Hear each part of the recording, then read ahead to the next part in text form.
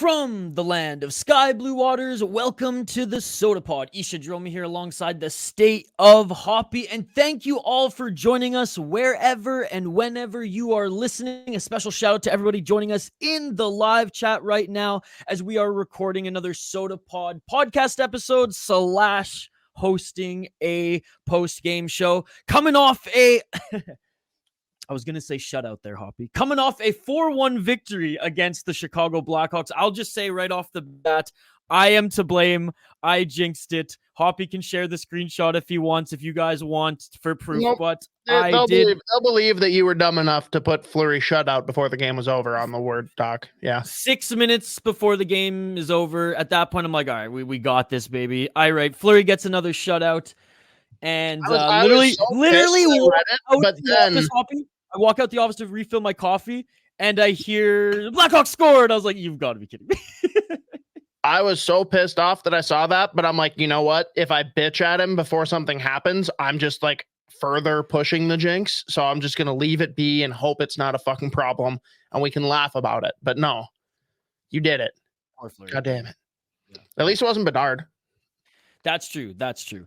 Big shout again to everybody tuning in live here on the channel. This is a post-game show, so we'll start off by taking your comments. We will dive into some wild news based off your comments as well. We'll dive into this win against the Chicago Blackhawks and the win against the Nashville Predators later in the show, and then end off the show with a little bit of beer talk because I had a busy day yesterday.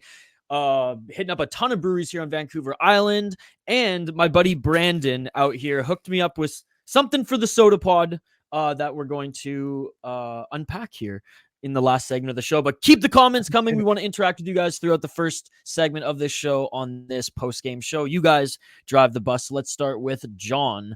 What's up, John? Good to see you as always, man. And guys, smash that like button if you haven't already too. Can the Merrill experiment end already? Good God, Rossi and Faber playing really well. Yes, the latter, awesome. Can we really call it an experiment if like it's been consistently employed? Consistently employed like 3 years running. No, it's not. Yeah, to call it an experiment at this point is incorrect, but to say that it's a problem is correct. I just don't know that there's a solution under the current salary cap deployment. So I wish that I had a better answer for you. I mean, didn't we think the answer was going to be a Bogosian? a little change back there. Yeah, but I don't know. Well, let's just dive into this game. And again, guys, keep the comments coming. We'll take your comments throughout this entire wild segment here. 3-game win streak. Let's go. Thank you so much for joining, brother. Appreciate you. Yeah, things have gotten better under John Hynes. Again, vote in the poll question, too. The poll question is simply, is the coaching change enough for the Wild to get into the playoffs now? Was that enough of a change for the Wilds to now get into the playoffs? It's a simple yes or no. Like, can we all just be real here, though, and acknowledge that this is great? We love what we're seeing.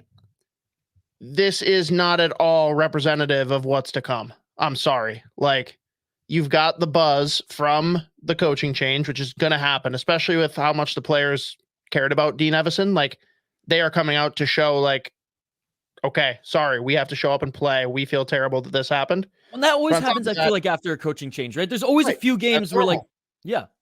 But I said it on Judd'z Budz this week.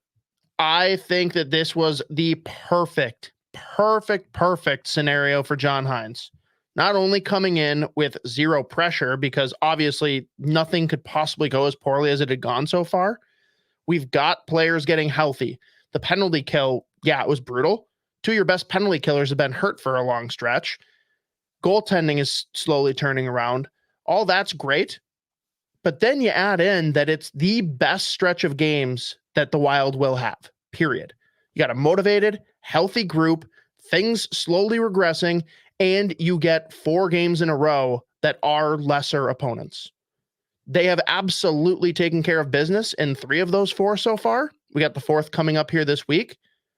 I am not at all upset about what's happened. I am not bashing it. I am not saying that this can't become the norm. But people that are already declaring the Minnesota Wild a wagon after 3 wins that should absolutely happen, I've seen this movie before. Wild fans are either thinking Stanley Cup or they're thinking Celebrini. Yeah. All in or all out. Yeah. Another comment here from Canizzo. Thank you so much for joining again, buddy. Bet, are we 10-10-4 by the Edmonton game? So that's 2 more games. I think we split it. And I'm not even being biased being from Vancouver. I think the Vancouver Canucks beat the Minnesota Wild, but I think the Wild beat the Flames. Well, I don't know if you've heard, Isha. Vancouver's not good. They just got a really easy schedule to start. That's why they just brought in another monster of a defenseman to help win some more games, right? That's a weird one, though. Like, can we talk I about like that it, for a though. second until more comments come in? No. In a vacuum, good move for them. But you're now overloaded with defensemen that all play the same side. And now you're going to have to shuffle and put some guys on their weak side based on this addition, which is strange. That is true. I mean, the only thing I can imagine is that there's a few guys who are very capable on their quote unquote weak side that obviously like this. But it sounds like Ian Cole's going to be that guy. He's done it before, which is fine. No, but which he done out of the casting crew there. Ian Cole's the one that I would be like, yeah, put him there first and see how it goes, right? But anyways, yeah, in a vacuum, I like the size. You know, Myers' contract coming off the books soon, and we have another monster to replace him. So there you go. I gotta say, my favorite thing though, and there's been a lot of fun things to look at online this year, but my favorite is the Wild fans that pop out and say, "See, if only Bill Guerin had traded for Brock Besser." It's like, oh my goodness. In what world was this even feasible? Every year, Wild fans say that. Every year, even when he's not playing well, they say that. Like last year, they wanted him, and it's I know. Now last year was the year you didn't want him. But it's just like, in what world was that even? We can't even call up one of our AHL players. How the fuck are we going to make Brock Besser fit into the salary cap? Right. I'd love to have him. I'm not fighting that. It's just like, okay, whatever you say. He's one of those players that I think like on one of his last contracts or maybe his last contract. It's probably, I mean, again, salary, if they can squeeze him in, whatever, you know, obviously a lot of things have to work out, but I feel like he might be one of those older players that like, you know, comes in on like the final 1 year, 2 year deal, kind of like the last like Zuccarello deal, and comes in with like the Minnesota Wild in a few years, but we'll see. I know the fans, regardless of like the point in Brock Besser's career, if he puts on a Wild sweater at any point, he's going to get so much love from the fans. So, I mean, yeah, that's fair. Favor should be on the first power play unit. Our third pairing will get abused next week. Very different comments, but I agree that Faber is best equipped to run the power play. I also think with how many 5-on-5 minutes and penalty kill minutes he's going to be munching, you got to find somewhere for him to take a rest. Would I be shocked if in a year or two he is running the power play because he's just eating 30 minutes a game? No, I wouldn't be. But as a rookie, you probably don't want to overextend him. But John, I do not disagree. I think that he is, since the trading of, well, we don't have to say his name. Faber is the most equipped to be there. 3-0 roadie coming up. The Vancouver Canucks are regressing to the mean. I will disagree there. And again, not coming from a place of bias. I'll just say that like the Vegas Golden Knights are levels above seemingly everybody in the Pacific. So like when you get daddied by Vegas, that is the norm. That is the means. But I'd say the Canucks are above pretty much everybody else. Like everyone overreacts to one big loss or big win. It's like every team is going to have brutal games. Well, they beat Seattle. They beat the Flames. Like they beat everybody else leading up to that game. Right. And again, I'm just as surprised as the Canucks' success as the next guy this year.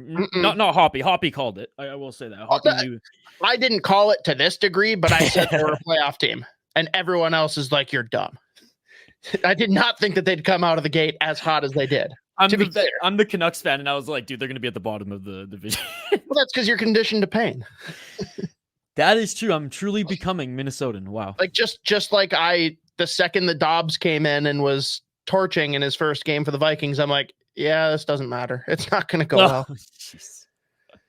Oh man. Again, guys, keep the comments coming. It's a comment-driven post-game show here. We want to address any of your comments about the Wild season, the coaching change, the Nashville win, the Blackhawks win. I'm just messing with you. Okay. I've been seeing it on Twitter too, and people were messing with me on my fight live stream the other night too, being like, "Oh, the Canucks, they're frauds," and I was like, maybe, but like they're still beating the teams they need to beat right now in their respective divisions. So like, I'm not dogging on them. I genuinely disagree. You think they're going to keep it up? I'm not saying they're going to win the Stanley Cup. I'm just like, you look at the pieces on this roster, and is it more shocking this year that it worked, or is it more perplexing that it hadn't worked prior? To me, it's crazier that it didn't work before. Question. That is a good question. Because their blue line is a little suspect, but like they're getting the best out of their players. The Hronek trade is looking incredible. He's damn good, dude. Dude, Demko, had he not gotten hurt last year, like he's a guy that was towards the top of most people's Vezina list. So having him, you got, of course, Pettersson in a contract year. And not only a contract year, but this is kind of like the prove it to me that you are going to be competitive moving forward, because he doesn't really care about anything beyond that. Like, yeah, he's going to get paid and he should, but he wants to be on a team that is serious. He wants to win. Team. Yeah. And dude, JT Miller continues to just ball out. Everyone, again, I know there are plenty of players that have been called for by the Pittsburgh Penguins, and some of the fans are just idiots. But dude, I was firmly on the JT Miller train because he is a gamer. He gives more fucks than the entire Vancouver roster. And that's not because the Vancouver roster doesn't care. Dude, it's unbelievable. Like his time upon joining the Vancouver Canucks. Like, look at this. Love him. Like, he was a good player before, right? Like, I was very excited when the Canucks acquired him. I did not think he was going to go on this tear, right? But 1 point shy of 100 that year too. Last year, over point per game, and well on the way this year. Wow. Yeah, he's awesome. He's a gamer. And at one point, Canucks fans were like split on him because of his personality. Dude, who gives a fuck when you have a gamer like that? I love his personality. Oh, some people in Vancouver, they're a little basically sus. Leon Draisaitl. Yeah, that's the US Leon. What? Because he's American, right? JT, yeah. Yeah, the US version of Leon. So you're saying that Leon's like that because he's German? No, I'm just saying I'm just making the. Okay. Yeah. I wasn't really going for anything too deep there, other than just. At first, I'm like, oh, is he saying that because? Wait, no, both are Canadian teams. Like what? Usually, if you go like nationality, it's because you're trying to like label Canada as superior. Oh, I mean, Canada is. Canada. Not to be confused with Canada with a K. Crazy what a few saves and a complete PK can do. Amen, dude. Does Rossi look quieter? Competent, not complete. But competent, sorry. But yeah. Yes and yes. Does Rossi look quicker handling the puck? His confidence is growing by the game. Dude, he looks so good right out of the gate. It's not like he faded at all throughout the game. I'm not suggesting that, but the first period in particular, like shot out of a cannon and looks so good. I do think the confidence is huge, but also just finally having that chance to play with better players. And I originally wanted him to stay and marinate on that third line a little bit longer. I was wrong.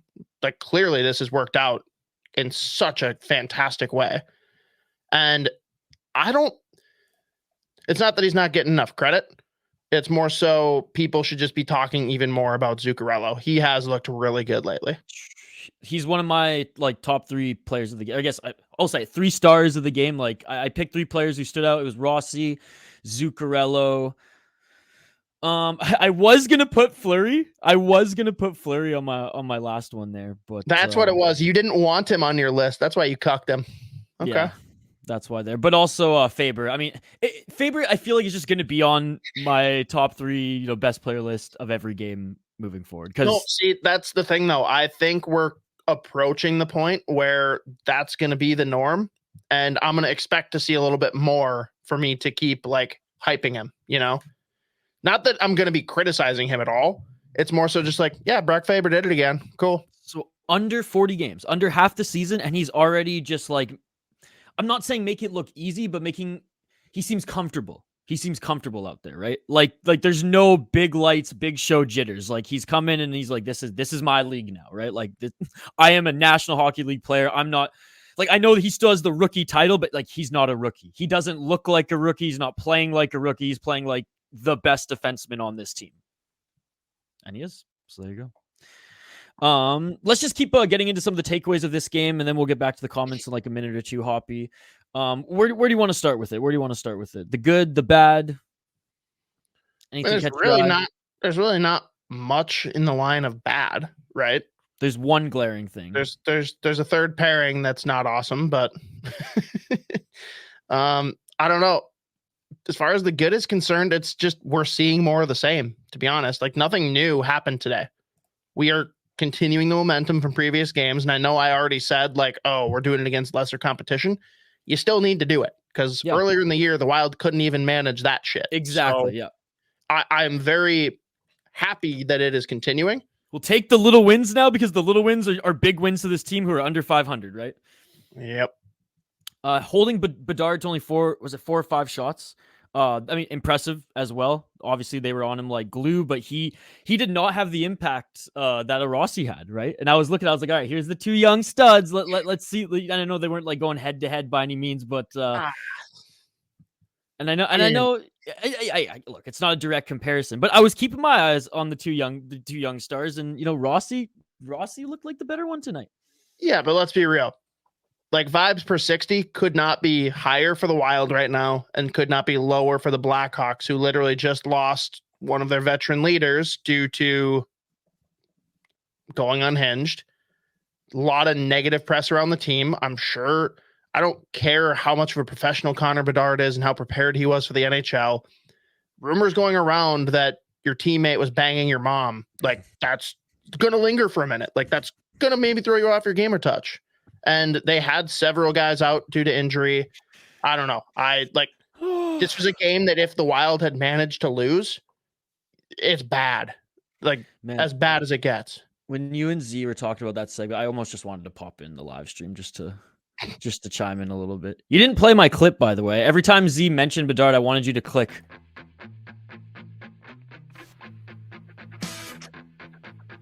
Okay. When was that going to be communicated to me in any way?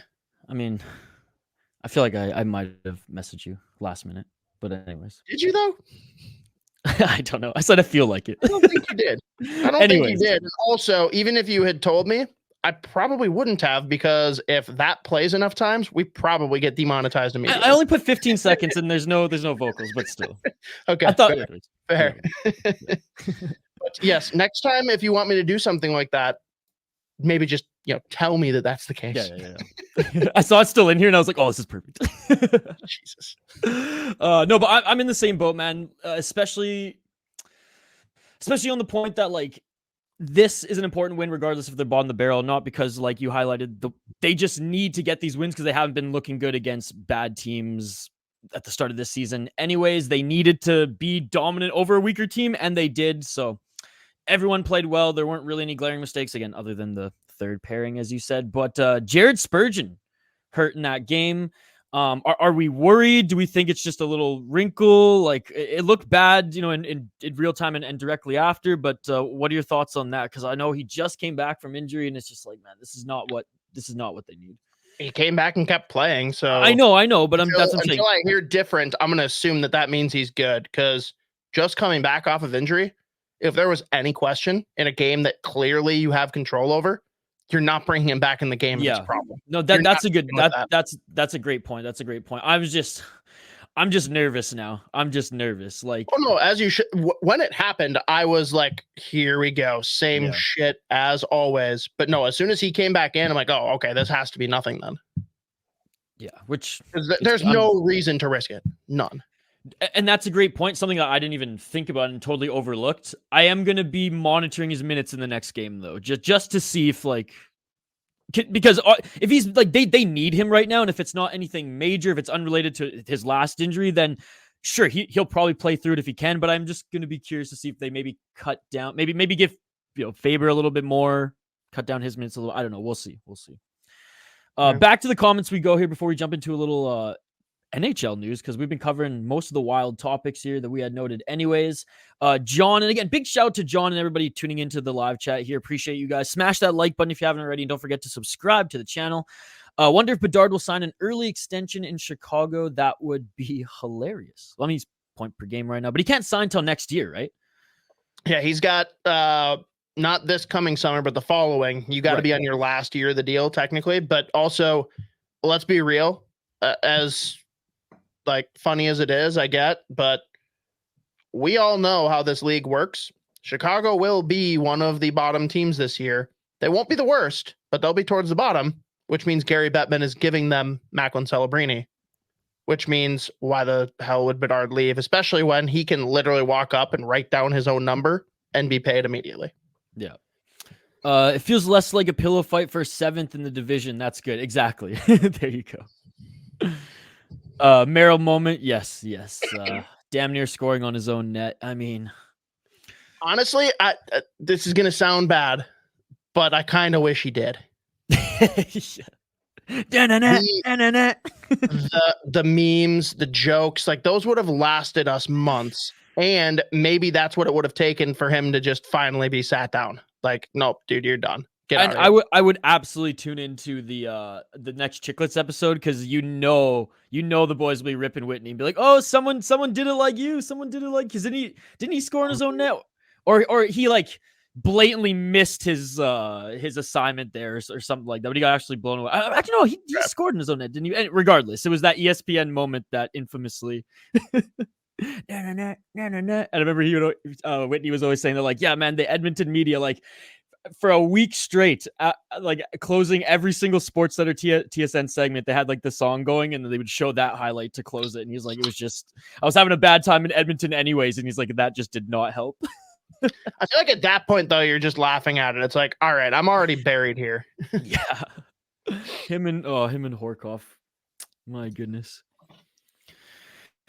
Oh man. Yeah, let's I don't know. We got comments here from two different people with two different defensemen. So we got John calling for Hunt. We've got Horror Docs calling for Mermis. I want Mermis personally. I mean, it's basically Mermis is the easier slot in right now. Hunt has way more upside. Like, he will be the better defenseman, but right now, today, Mermis probably makes the most sense. And there's not much for Mermis to do in the AHL. I do still think Hunt can develop further in the AHL. Does he need to? A little up for debate, but he still can. Yeah, and I'm not maxed out. Yeah, and I'm not gonna rip on a decision to bring Hunt up over Mermis. I've just been very pleasantly surprised with what I've seen from Mermis this year, and he's a very stable and capable NHL player from what I've seen. And again, I'm not saying that Hunt on the third pair. Yeah, especially right now, we're like the team needs to still get back on track. 3 wins in, you're not getting back. Like, you're getting back on track. You're not back on track. They're not even, like I said, they're under 500 right now.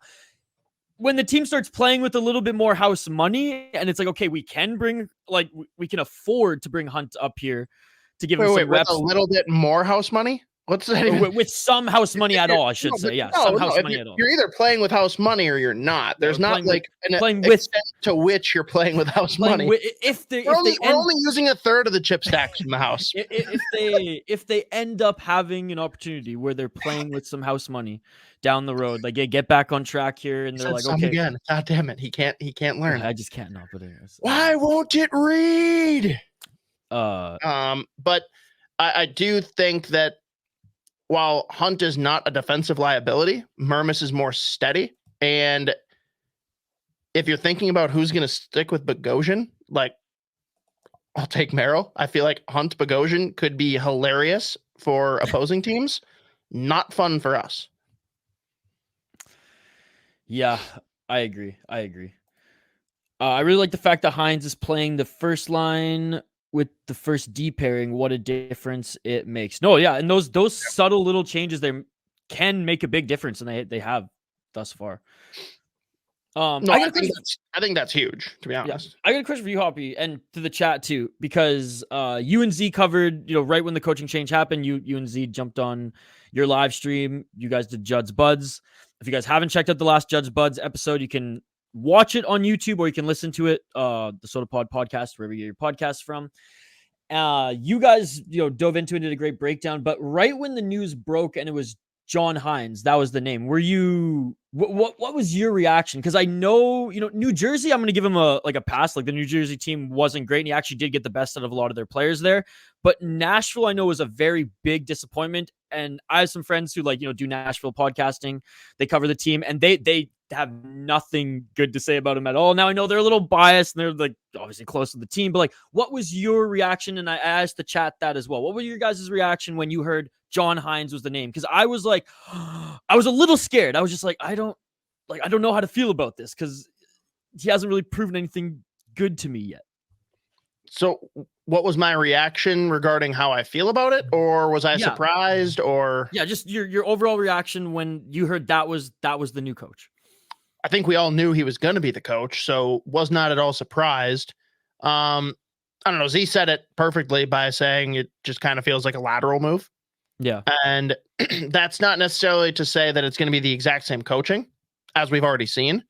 It's more so this wasn't a big needle mover.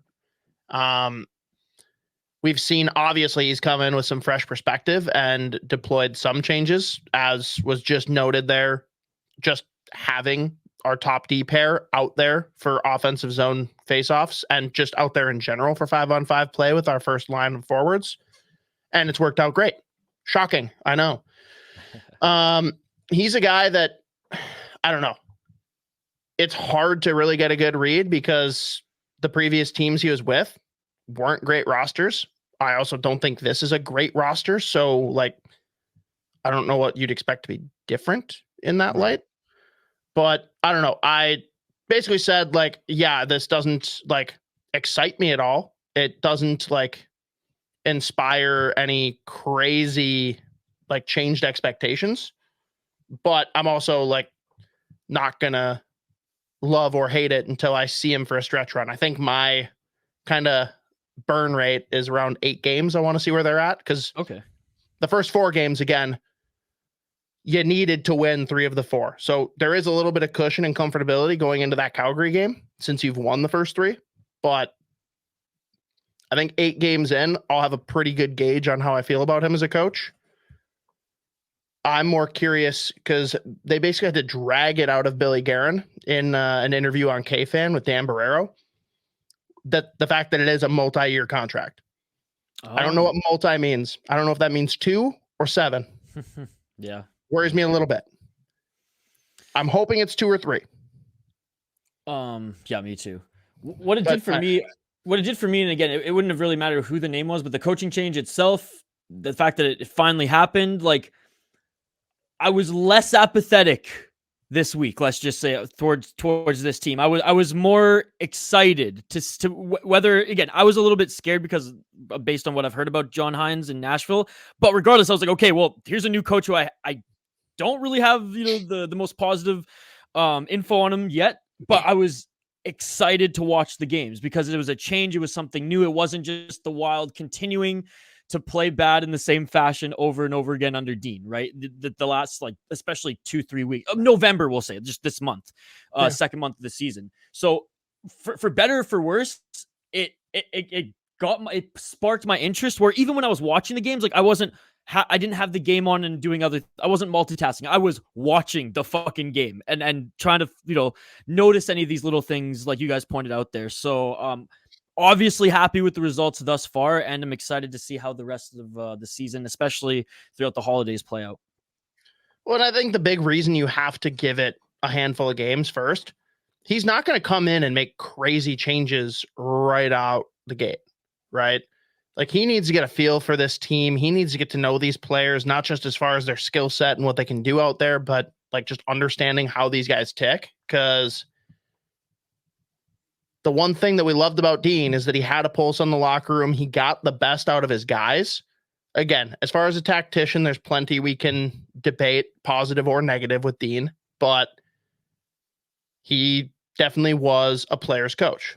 And by all accounts, everything that people are saying since the hiring, like people in the media, people that covered him in Nashville, for whatever complaints and concerns there were, he was definitely a guy that like helped his players. Like he cared about the players. He's got that same pulse. Like Cody Glass got scratched several times.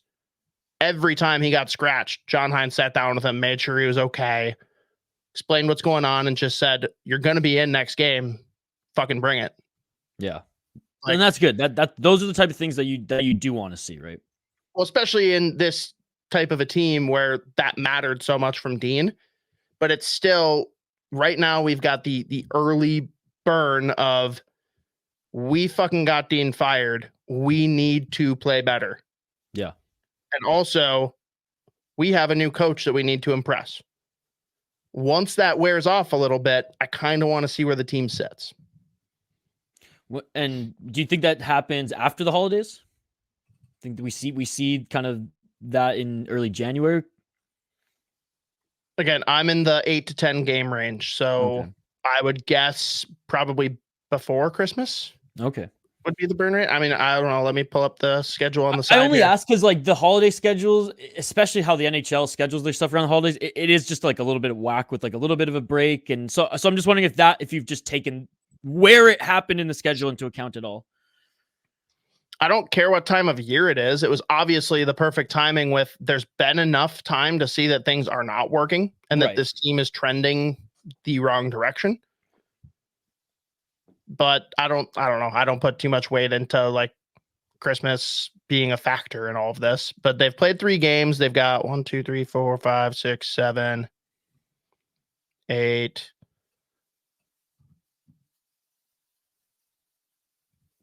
So for them to hit that 8 to 10 game threshold is going to be middle of December. Okay. For me. So yeah, if you want to say, we'll look at them when they play back to back against the Jets on December 30th and December 31st. That I'm actually excited to see. Yeah, yeah. Because that's going to be way more of a playoff vibe because you are fighting them. If you think the Wild are going to not be a wild card, the Jets are the team they've got to jump. Yep. And you're playing back-to-back days, each rink, and you're going to have to probably make adjustments based on how that first game goes. And I'm curious to see, I mean, if we win the first game, that's a little bit different story. But I almost hope that the Jets trounce the Wild in the first game, and I want to see what Hines does in game 2 to make up for it. You know what I mean? Like, I don't want them to lose, but like, if I could write the story and they lose the first game and get kind of embarrassed, and then Hines comes back and corrects it and you win game 2, that's the like what I want to see from him. Yeah. Or if they like go down in the first game and he makes crazy adjustments on the fly, because that's positive too, right? It's always good to see coaches make these adjustments and whether they make a full comeback or not, but at least like come back in a period, that I'd like to see that as well. But yeah, facing some adversity so that we can see how John Hines adjusts, whether it's, in the back-to-back or mid-game. Yeah, I'm very excited to see that as well. Katie, thank you so much for joining.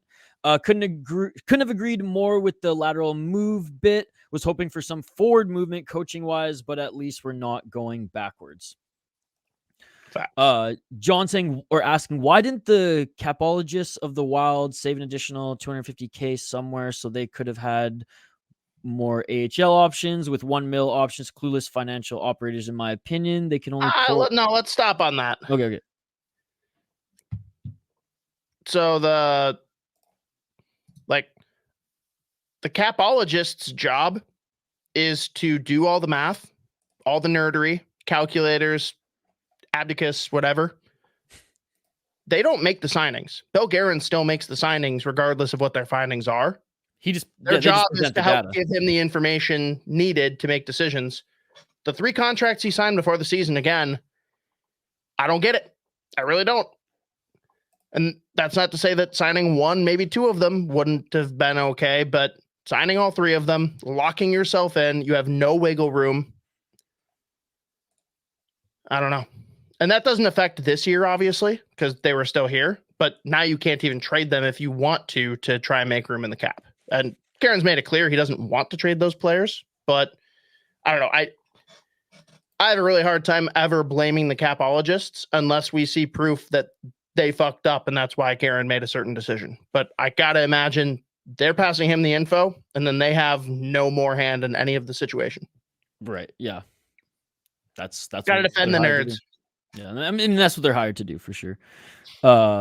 Billy can't always come off, as the one who doesn't make any mistakes. And look, and we're some of the biggest like Billy Guerin supporters out of all the Minnesota Wild podcasts out there. And yeah, Hoppy there shows that we'll definitely call him out or call out especially his position when needed. Hartman centering that fourth line is a statement. Was not expecting that. That's a good point. It was kind of a statement. Like, just we're so good we don't even need him up there against you right now. Let's split up some things and attack from every line. Not sure that's what Katie meant. As far as being a statement, it's more like making a statement to Hartman. Like, dude, cool your fucking jets. Like, you're going to be down here until you can relax and not fuck up and get suspended again. Yeah, I don't know. And I'm sure it's a 1-game thing. Bring him back in because the other lines were clicking while he was out. But I don't know. I think he might do more damage if he's stuck on that fourth line for too long. Gets a little squirrely. Yeah, exactly. So that's when I read it right away. That's why I viewed it as, like separating the lines, obviously, because if he's cooped up there on the fourth running wild, like I don't know if that's gonna help out his case or help him learn or teach him a lesson. So Billy Guerin just signed off the no wiggle room idea, not much forethought. And again, we don't know how that went, but in general, John, yeah, like whatever cap situation we're in, the blame has to go to Guerin. Now, there might be reasons that he did it. He might have been fully aware and it was just unavoidable. I'm not going to sit here and like point fingers and say that it's his fault, but I think the default assumption needs to be he had final say. Yeah, he probably made that mistake. See, out of the three, I would have wanted Zuccarello and Hartman to stay. Foligno would have been the odd one out for me. Based on the contract. Not necessarily like talking about the player. Yeah. Because to be completely honest, the one that you're going to get the most for at the deadline is Hartman. That's true. That's how I would have viewed it. Yeah. But I'm not saying that I want him gone necessarily. It sucks not having any flexibility to trade any of them if we continue going the wrong direction in this season. It's really tough. Fucking no move and no trade clause, man. They're going to be the death of me as a hockey fan, I swear. Coming from Vancouver to this now. Well, and to think, like, because again, I understand the argument from Guerin, like, oh, hey, definitely want to lock these guys up because what if they have a great year and they're going to cost more and I know I want them here. If you're telling me that a great year from Marcus Foligno, as unlikely as it might have been, is going to get him anything more than what you just fucking signed him for, if he actually wants to be here, is insane to me. It's insane. Yeah. If any team was going to pay him notedly more than that, and he would rather do that than stay here because Guerin didn't give it to him before the season, he can go fuck himself. Now, no, for sure. I don't think that that's the case. That's my point. That's why it's wild to me that had to be done. Zuccarello is the one that I kind of understand. You want to have Kaprizov happy and comfortable. You got him on a cheaper deal, and it's only a 2-year extension. And I really am not worried about his age curve, the way he plays. He's the one that I was like, okay, I get it. As far as timing is concerned. Yeah. Hartman's contract is not bad at all. I just didn't think that it was going to come before they'd even played a game. Yeah, at the end of the day, I just didn't think it was going to be all three right at the start of the season. And that's when I was like, oh, fuck, like, here we go. Here we go, Billy.